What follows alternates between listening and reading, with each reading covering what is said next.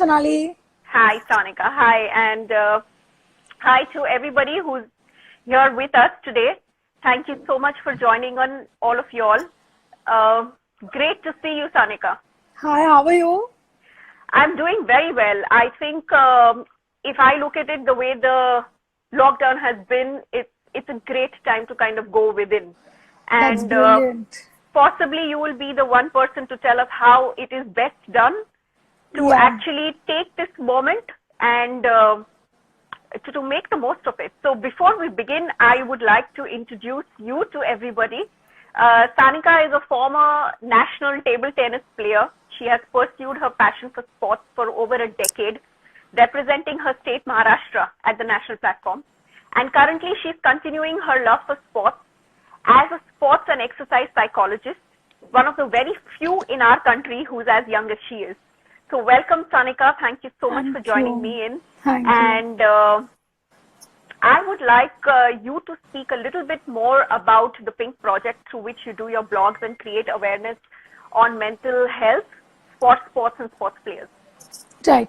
So to begin with, a very good evening to everybody who's watching us live. And I would like to say that the Pink Project is an initiative by two psychologists. So my partner was my classmate when we were studying psychology.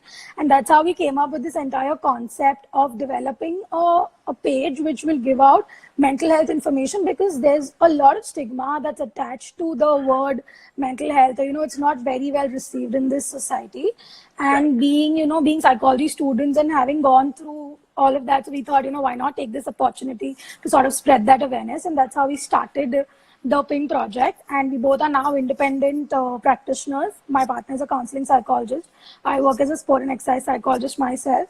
And through the Pink Project, we try and raise awareness about certain issues. We talk about things that people can do on their own to make sure that that they are mentally well, not just flourishing on a physical level, but Pink of health should include mental wellness as well, and that's the goal, that's the aim. So yeah.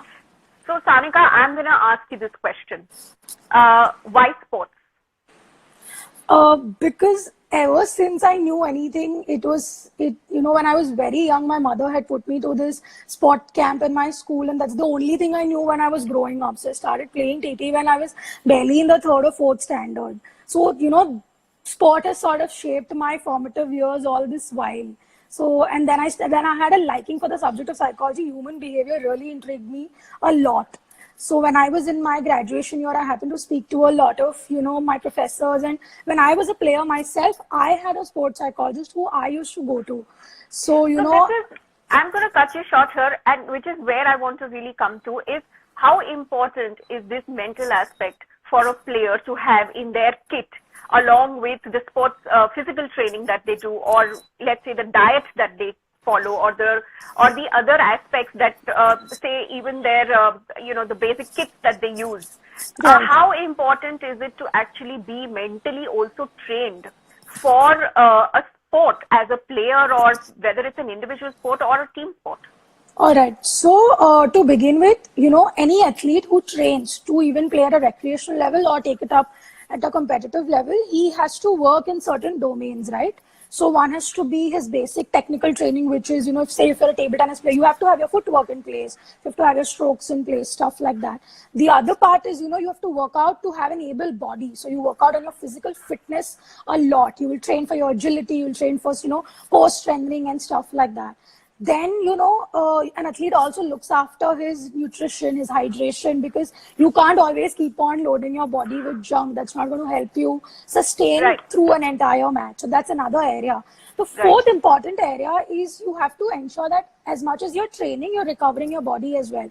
So your sleep and your recovery become a very crucial part of an athlete's preparation. And the fifth component that sort of binds this entire thing, or that missing piece in this entire puzzle, is this mental training, where after a given point of time, or at a level of certain competition, athletes are going to be at par when it comes to their technique and their tactics. So what is going to separate a gold medalist from a silver medalist is his mental resilience, is his mental makeup, and how he trains his mind in that particular situation. So I feel mental training is the key. If you look at it, that's going to be separating the winner from the losers. So this is what my question really was. Also, my next question was that what separates a champion from a very good player, right? So, like you very rightly said, that at a particular level, almost everybody is at par when it comes to their skills, when it comes to their abilities, when it comes to their technique.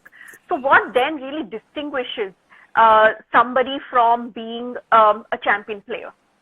All right. So, champions have, or, players who win, instead of talking about champions, let's call the players who win have this mental resilience.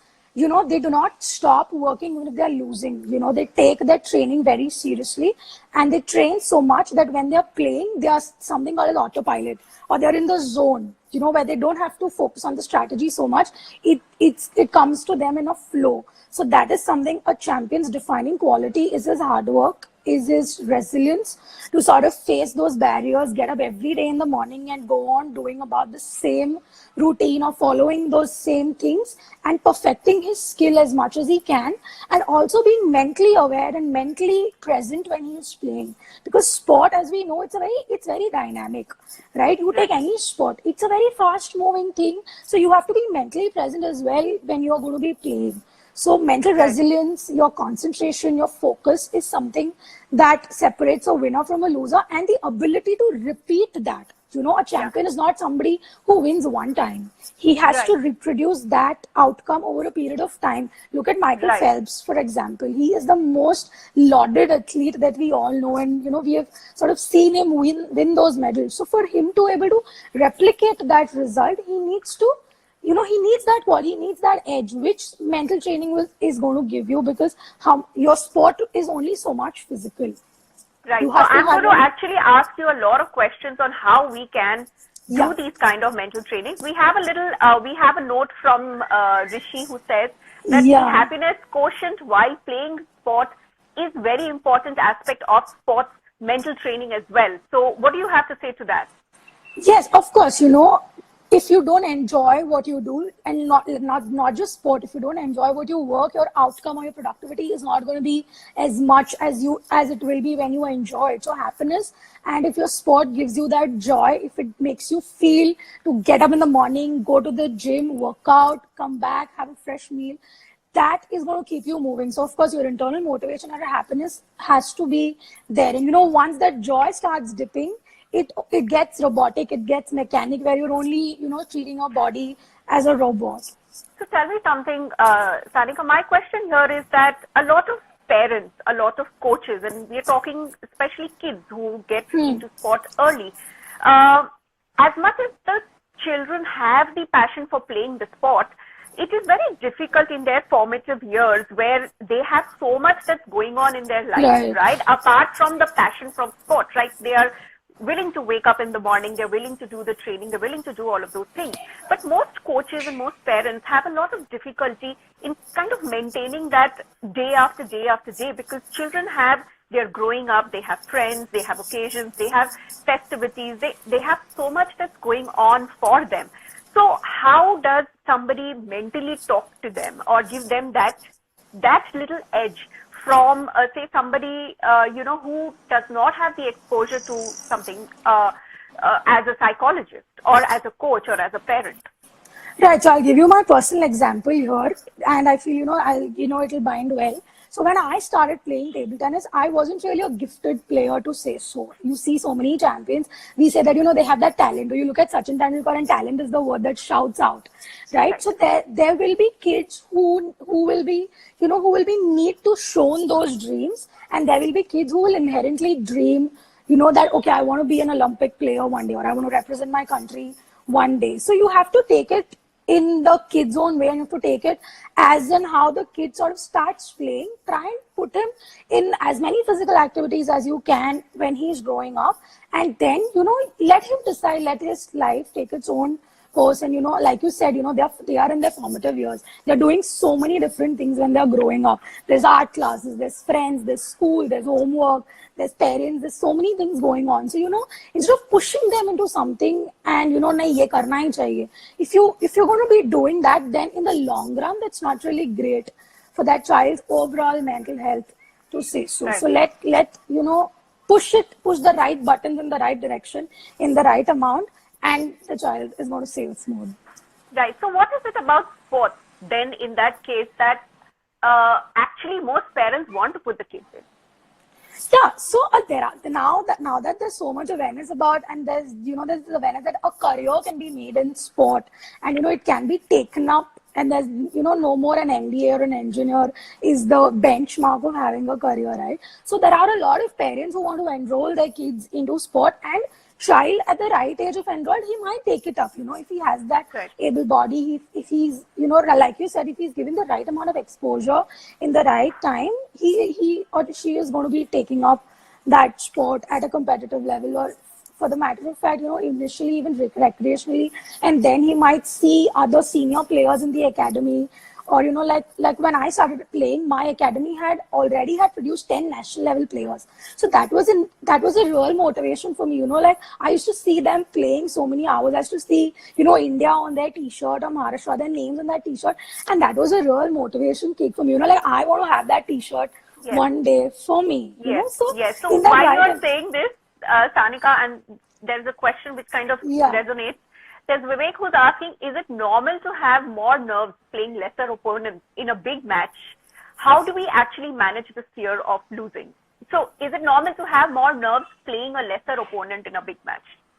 Yes, is his nerves. Question. Yes, so nerves are extremely normal. It's sort of a mental message to your brain that okay, it's action time, it's performance time.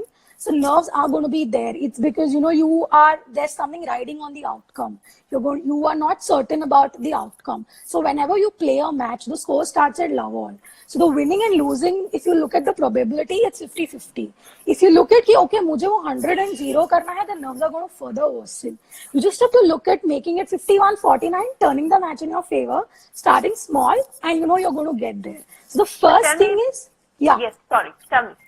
No, so the first thing is it's the acceptance that you have कि अच्छा ठीक है मुझे I'm feeling that because it's an important match ahead of me, or there's some expected outcome, or there are certain expectations, say my expectations, my parents' expectations, my coach's expectations, and then this burden कि अच्छा I've worked so hard and I'm at this level. So nerves are going to be there even if you play say a district level match or you go for an Olympic qualifier. They are just going to be there. It's like if you get the butterflies to fly in the right formation, they are going to help you. So at that moment, how do you mentally make the change or the switch? So let's say while you make the transition from say a recreational sport player to a club player to a district player, or to get into a circuit playing nationals, internationals, etc. At most times you are playing different levels of games at these different competitive places. But how do you actually start making a switch from being the player that you are outside of the court to inside of the court? Right. So like, it's not like a switch on and switch off button that we all have. It's a period. It's a process. There's a lot of mental training that goes into preparing an athlete to play, high profile matches. It like you said, if you're going to be playing a national level match, you have to have that physical competence to ensure that, you're going to stand in front of a player who's equally capable. Similarly, if you talk about physical competence, there also needs to be some sort of mental competence that that needs to be a part of your process. So preparing a player to play high profile matches takes a lot of time. Like you have to train your strokes, train your body to ensure that your strokes are in line. You also have to train your mind. So a mental training sort of a process can be, you start doing sessions with those athletes say 6 or 8 months in advance, and as you come closer, you prepare for that one particular match, or you prepare for that one particular opponent that you're going to be facing. So it's a lengthy process, and it's not like a switch on and a switch off. I was doing something else now, and okay, now I have to play a match. Like you're going to physically warm up your body before a match. You'll have say some 5 to 7 minutes of a routine of physically warming up your body. Similarly, athletes who play at this elite level have a mental routine that they follow. Right? So how early would you say that you have to actually, of course, as early as you begin playing, probably as a child or whenever you take up a sport, say the first time you hold a racket or the first time you get a ball in hand, if you have access to someone like you, which say a lot of athletes don't have, a lot of sports people don't have, but say if you do have an access to someone like you, or to even know what it is that you can do to actually start having this mental push, or to start having this mental aspect inculcated within your sport. Right. What So I'll give you. that you? Yeah. So I work with an athlete who's just in the second standard, right? So he's about 10 or 11 years old. And when his parents approached me, okay, we want to do this mental training, but my child yet doesn't know what success is, doesn't know what failure is. So he hasn't really been, exposed to the competition to say so. So can you still work with him as a sports psychologist? And I said, yeah, why not? If he's training his body to play competitively, why not train his mind? And why not prepare his mind for that competition and that pressure and all of that? Right. So mental training is in a way more preventive than curative, right? And what I mean by that is you develop mental toughness and by using certain skills and techniques. So you have like a box full of mental toughness, which are your resources, which you put in through everyday practice, and you use those resources when you're exposed to that competition, or when you are going to be playing that match. So you can start as early as possible if you have access. A lot of players in this country unfortunately don't have this, but the first point of their contact, which is very organic, is their coaches. And since coaches have this experience that they get to when they start coaching, they have a certain athletic coach and athlete relationship, which sort of starts this basic mental training, in the coach's capacity. As in now, if you like, for example, when I start working with athletes who are very tender in their age, it's more to do with what they can develop. So, skills like concentration. How well can you concentrate without getting distracted? So you might have your concentration span for say an hour, but how many times do you get distracted enough to get your mind back? Right? So concentration is something. Say building self-confidence is something, because when a child is 10 and 11, he's also developing mentally, he's also developing emotionally in his own capacity. So you have to use examples and stories that the child can relate to, and get down to his level, his mental intelligence or his emotional intelligence, and mold your sessions in a way which are going to ultimately benefit him when he actually starts playing. So for example, when I work with that athlete, he's a table tennis player. So I don't do my sessions like I normally would do with elite players, in a cubicle. I go to him on the table and we work out, in that particular environment, because that is what he knows. That is what he's familiar with. That is what makes him comfortable. So, you have to make all these smaller changes. There will be a lot of approaches. So I want to ask this question that, again, like most of us know, age, or we would say age is a number, but however, a lot of us also know that learning is far more easier as a child when you grasp and you adapt and you learn, than it is, say, as you grow. What would you say can somebody do mentally or train mentally for people who are now, say, masters, or people who are veterans, or say someone like me who's just taken up playing a professional sport at this age of my life? Now, I haven't been trained either physically or mentally or emotionally to actually be playing a competitive level of sport. However, I have this innate passion for sport. Right? So what would you say to someone like me who wants to take up sport, wants to start playing at a better level, or even somebody who's playing at a club level for their own passion, which really wants to get there mentally into the game? Right. So look at it in a way that though, let's say that you've started late, or, you just play for passion, look at it from a way that how much of experience do you get to that sport when you're at that age. Let's say, you become a master player, say when you're 20, 25, right? There's so many things that you've already experienced. Might not be, sport per se, but otherwise, say your work-wise, or, say, while you were studying, you developed relationships, or you've, performed something, say on stage, there's a lot of experience which we can relate to in sport. Like I said, there's so many examples from work which we can use, because ultimately it's about performance, right? So look at it from a corporate perspective. You have to meet those targets, achieve those numbers. Similarly, similar goals are there when you play a match. So look at it from a way of how you can use your experience, because that's like a gold mine that you're sitting on. If you don't make use of it, then you're just going to be sitting on it and not, make any use or be productive about it. So that's one way of looking at things, or looking at somebody who can look at things, who start late, or, who are just Right. playing for their passion or at a recreational level, but still want to have fun and ensure, that, they give their best when they perform. Right. I have a very similar question from Nilaya, who says that how do you cope with the match fear when you get to know that you have a match with a seeded player and you want to perform really well against a particular player?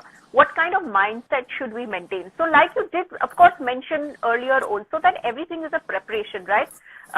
You do not become even capable of, say, playing a seeded player unless you have put in that kind of effort, or say Yeah. even by, but let's say you have reached that level.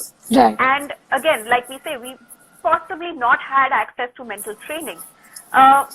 Then how do you make most of that little time that you have, or what kind of mindset, like you said, from the experiences that you have gained?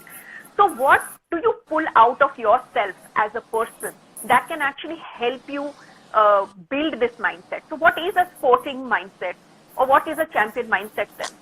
Okay, so to answer Nilaya's question, it's exactly what you were talking about earlier. So let's take the same example. Like you're going to be playing a seeded player, and you know your match is scheduled at this and this time. How do you start preparing mentally for that?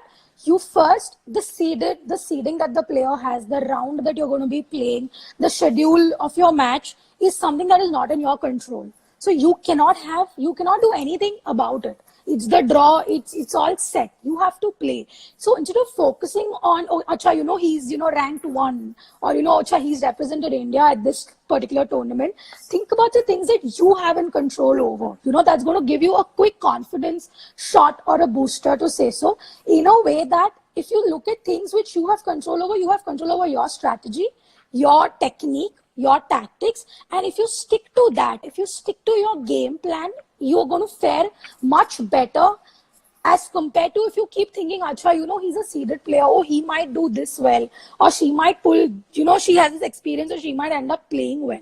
On that particular day, her seeding or her rank is not determine who's going to win.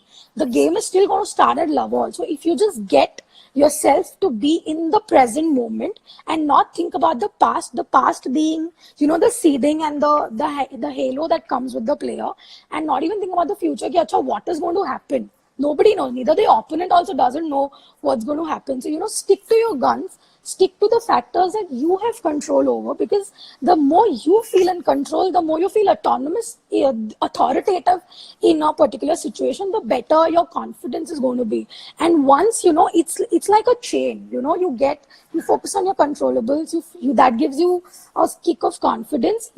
Ultimately, you start focusing inward. And that's like, we started the session saying you've got all this time to go inward. That's exactly what you do when you prepare for a match. The more you can cut down on these external distractions like the seeding, the schedule, the draw, the more you're going to get distracted before a match. So the better, it's always better if you look inward, if you look at what you have or what you get to the table and what can you do about it. Right. So that's on that one note way. also, we have Mayank, who says that I feel music plays an important part in warming up and getting motivation before the match. So yes, and that's how it is, right? A lot of players have formed their routines where they learn to kind of cut themselves off and cut off the distractions from their environment to kind of focus within and be inwards. So tell me one thing now, Sanika, that say when you are in these situations, like we are in this situation of a lockdown, or there is a situation where a player is injured, or they are in rehab for something, because sport is such a physical do kind of a thing. How do you actually then just sit back and just be? It is definitely difficult for somebody who's so used to being out there on the court every day, on training and things like these. So while a lot of players are still doing their trainings in whatever space available for them, how do they use this time now, and what can they do to actually mentally up their game? Right. So let's begin by the fact that music plays an important role, and it's really crucial. There is research that says that, if you have, say, a particular music, depending on your choice, because there are players who need to, feel really psyched up before a match, whereas there are players who, who want to, like calm down before a match and, get composed. So music plays an important role in any mental routine that a player has to follow. And now coming back to your question about what athletes can do in this lockdown, of course, they are removed from their comfortable environment. They're removed from that physical exposure of the sport. And that is why now mental repetition and mental routine plays such a huge role in an athlete's sort of preparation. And there are so many things that athletes can do still at home, sitting at home, and still keep on working. For example, athletes can do their shadow drills to ensure that they're technically still training their physical body, and so that doesn't get cut out. Another thing is try and get your visualization routine. If somebody who doesn't know visualization, it's you sit back, you close your eyes, and you try and visualize yourself in front of you like you are playing or actually executing that stroke in as slow as you can, so in slow motion basically, so that you can perfect each and every body part and the function of that body part. For example, if you're a cricketer, right, and if you also say, let's say you have to visualize a cover drive, you will have to focus on the body parts that you use. So for example, you'll have to focus on your footwork, you'll have to focus on your core muscles, you'll focus on your grip, on your wrist movement. So the more slowly you focus on all of these things, the perfecter, you're going to perfect yourself more better. So Right. shadow drills is one thing, visualization is one thing. Another important thing that I really feel is, instead of calling the whole entire lockdown as social distancing, if we just call it physical distancing and stay connected via the mediums that are available to us right now. So you can stay connected to your team. Let's say you're a part of a team sport. Let's say you're a footballer. You can still stay connected with your teammates, discuss, bounce off ideas that you feel. You can analyze your match videos. If you have, you can analyze your practice videos. If you have, you can stay connected with your coach on a regular basis. Say once or twice a week, you have a call with him, or you just WhatsApp something to him. You can still stay connected with your environment. Even if you're really drawn from it. So there are a couple of things. You can maintain a diary. You can, like I said, match analysis is a huge thing that can take up your time, where, you can sit down with your match, play, pause, analyze what you've been doing wrong, analyze what you've been doing right, because a negative analysis is as important as having to analyze yourself positively. So I feel there are so many things that you can do. Sanika, I'm going to ask you a question over here. Mentally or emotionally, a lot of players or a lot of sports people are not able to take mistakes. Say when I am watching myself and I look at how many mistakes I have made. How do you stop yourself from going downhill with that rather than getting motivated, right? So what's that mental aspect that will change for you to become motivated with what you are doing and the mistakes you're making, rather than actually being demotivated while thinking that, oh, I'm not good enough? Right. So the first thing is, if you are going to criticize yourself, like you said, a lot of athletes, don't take that well. This is the time when you can actually look inward and give yourself constructive criticism. You don't want to puncture your self-esteem or your self-confidence while you're analyzing your match. That is why a proper balance needs to be struck, say when you're negatively or, you're criticizing your moves when you're watching a match. Say the next point could be, you could look at the match in a positive sense or in a positive point of view, where if you write down 2 negatives or you write down 2 criticisms, you write down 1 positive aspect or, one good thing that you did to sort of balance out the thing. Because, you don't want to feel overconfident after you analyze a match, I did everything good in this match. And you don't want to, on the other hand, you don't want to puncture your self-esteem. Though I won, this is what I did wrong. This is what I did wrong. You don't want to do that. So there has to be a balance when you are, analyzing your match or your practice for that matter. Right. Thank you so much. There's a question from Nilaya again. Yeah. What she wants to ask is, what could be the reason behind a player performing really well in practice but not able to implement it in a match? All right. And that's quite a question. Thank you, Nilaya, for asking. I also wanted to ask you that we see so many players who are great performers at in their training. Club. Yeah. Or in their training, or say at a match with an opponent who's probably not seeded or maybe at the first 2 rounds of their matches, and then by the time they keep progressing into the tournament and they go into the quarters or the semis or the finals, a lot of nerves start showing up, a lot of stress starts showing up, a lot of say they may be technically sound, but again at that point in time on court, everything seems to be going wrong. Yeah, and that's the whole point when I say that mental training or your mind has to be as strong as your technique. So to answer Nilaya's question, in training or in any practice situation, even if you miss something or if, you are okay with your mistakes, that situation changes. Or it's a flip side when when you're in a match. Let's say you're a badminton player and you miss one stroke. There's a scoreboard that starts defining you when you enter a match. So there's a lot of evaluative setup that you put yourself into when you play a match, and that is why sometimes implementing what you train into your match gets a little difficult, because then your mind is getting overridden with all these emotions and this anxiety, and you are too much focusing on the scoreboard that starts not turning in your favor. So yes, of course, it's difficult, and that's why in training, when you work with you work with a sports psychologist, there's something called a simulation training or stress inoculation training that we implement in practice. So it's in layman's language, it's like you implement everything that that you will experience when you go to a match scenario. So for example, the stadium environment, the setup of your stadium. You have people who are cheering, who are talking, because there's a lot of noise that happens in a stadium, when you're playing all these matches. So you try and replicate all those conditions in your practice. And that is when you train your mind to be okay with those conditions and still give that outcome and be productive. So simulation training is one thing that is extremely effective. And of course, there are players who get distracted because of this noise that that's outside of their arena, or the cheering that happens against them. There are so many distractions that a player can have when once he enters the arena, and that is why simulation training is something that becomes very key. And this is typically done before the season is going to kick off. Or before the tournament is going to start, because that is exactly when you train your mind from a tournament mindset perspective. So all of these things, and you will be only able to perform in a pressure situation when you have your technique right.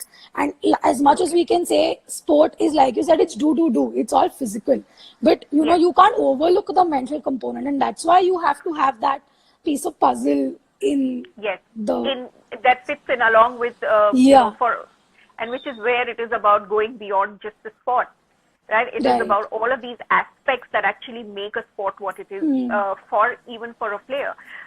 So before we end on a very quick note, I would really like if you could give us some tips, some exercises that we can use right now and actually up notch and also enhance our game a little bit. Right. So there are a couple of things that you can do at home to ensure that you're still training and you're not completely cut off from your sport. And the first thing is, you can look at it take a step back and go in this completely analysis zone where you look at things about you can start planning okay, this was my training plan that I was supposed to be doing and I'm being removed out of it, but what can I still do at home to ensure that I'm still in touch with my sport? Start doing couple of things. Start small, start doing 2 things that you can do at home to ensure that you're still being productive, and of course you are going to have days where you're not going to feel anything, and that's absolutely all right. Please do not forget that we had these bad days even when the lockdown wasn't there. It's absolutely okay to feel not do anything in this day, and I just want to just be myself and not do anything. That's absolutely all right. But when you are giving yourself that time, ensure that you talk to yourself that out of the 7 days in a week, I can't keep on doing this for 6 days, because then my balance goes off. I can I can have a day or 2 off where I really don't want to do anything, but the other days I'm still doing 1 or 2 things that keeps me in touch with my sport. So balance is the key, and it's okay. Of course, this lockdown is not some productivity challenge, and we don't want to come out as completely different human beings after this lockdown ends. We are still going to be same. We're still going to be playing the same sport. So think about it in a way of self-improving, self-analyzing, and like you rightly said, moving inward rather than focusing, acha ye kab khatam hoga, when am I going to resume? Because all of those things are going to mentally drain you. And you Yes. don't want that to happen, because then you're not going to feel good or feel happy at the end of the day. And another good thing, and which I have been practicing myself, is just at the end of the night, before you go to sleep, just take 2 or 3 minutes where you sit with yourself and you just practice gratitude. As simple as saying, ki I'm really grateful that I have food in my house, I have the basic resources that I need to get through, and I can still work out from my house. And that is something that is incredible. Like, we tend to overlook all these things in the rut of, in the running behind performance and all of that, that we don't take this step back. Fortunately, we've been given this time to take a step back and just think about things. So that's gratitude's one thing. Focusing on what you do is another. And one thing is, if you can still have your visualization drills in place, Yes. to stay internally motivated, that's another key. You are going to get bored after a period of time. Acha, I'm not playing, why should I do this? You're going to have those feelings. It's okay, you will have those days. Move ahead, move forward. And that's why I said, don't make a to-do list which will have 15 things on the first day. Start small, start with 2 things, tick those 2 things off at the end of the day, and increase as you go ahead. Right. Because ticking those things off at the end of the day is extremely gratifying. So, you start small, start steady, and by the time this gets over, I'm pretty sure if you follow all these things, you are going to be still productive when you hit that first ball on table, or when you make that first move on the chessboard. Right. Thank you so much, Sanika, for being here, being you. with us at Go Beyond Sports, for being with me. And these are very, very valuable inputs that you have given. And I want to thank everybody who's online with both of us. Thank you so much for being. Thank you so much for all your questions and your comments. And I look forward to doing this again. Thank you so much, Sanika. On one last note, what makes you, Sanika, who you are? I think it's my hard work, and it's, again, sport has taught me this. Even if you lose, you still have to go up and do your training the next day. So resilience is something that makes me, makes me do what I do, and that's what helps me be empathetic towards athletes. So I would say resilience and hard work is what makes me me. And I would like to ask you that question: what makes you Sonali? I think I'm an eternal hopeful. That's brilliant. That's exactly what we need right now. No, I just am. And the first day of when we were, and I was like, okay, wow, now what can I do? And so initially I did like you said, don't be disappointed if you're not doing or ticking off things. And I really thought I would now do a lot of things. Now's the time to train. Now's the thing. But my body just doesn't want to do it. Like, I just don't physically want to move. And that is when I realized that, wow, this is the time when I am aware that I want to move in. Yeah. So I'm doing so much more of meditation. I'm doing so much more of yoga. All of these things that I wasn't really doing, as wanting to play all the time, wanting to do this, wanting to do that. And so that's how it is. So it's the perspective change that we're all looking at. It's about how you and I look think at that's things. how it is, right? Like, this is the situation I'm in, and what can I do? What can I do about this? it? Yeah, exactly. Rather than succumb, getting yourself succumbed And then, to the situation. gratitude, like you said, is just the most important. Yeah. So on this note, again, very, very grateful to everybody and very, very grateful to you. Thank you. Thank you. Thank you. Thank you so much.